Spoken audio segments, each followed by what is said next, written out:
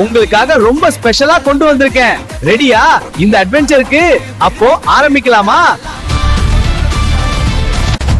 Bro, டிஸ்ட்ரிக்ட்டும் கான்ஸ்டிட்யூன்சியும் சேம்னு நினைச்சா நீ ரொம்ப டேஞ்சர் ஜோன்ல இருக்க. என்ன சொல்ற நீ? ஆமா ப்ரோ, எலெக்ஷன் நேரத்துல எல்லாரும் எக்ஸ்பர்ட் மாதிரி பேசுவாங்க, ஆனா டிஃபரன்ஸ் யாருக்கும் தெரியாது. இப்போ நான் சொல்றேன் கேளு. ஃபர்ஸ்ட் டிஸ்ட்ரிக்ட், இது கவர்மெண்டோட மேனேஜ்மெண்ட் ஏரியா.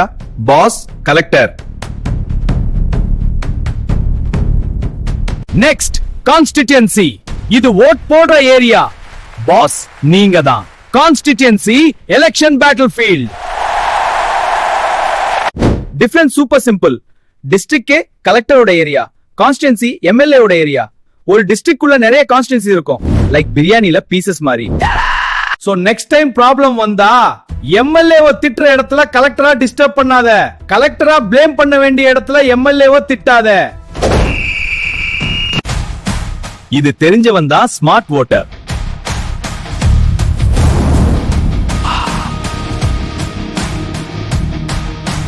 இது ஒரு சிம்பிள் டாபிக் இல்ல. புரிஞ்சவன் ஸ்மார்ட், புரியலனா வேஸ்ட். வோட் பண்றது ஈஸி, ஆனா கரெக்டா வோட் பண்றது தான் மேட்டர். ஹோப் இந்த டாபிக் உங்களுக்கு புரிஞ்சிருக்கும்னு நம்புறேன். Thank you.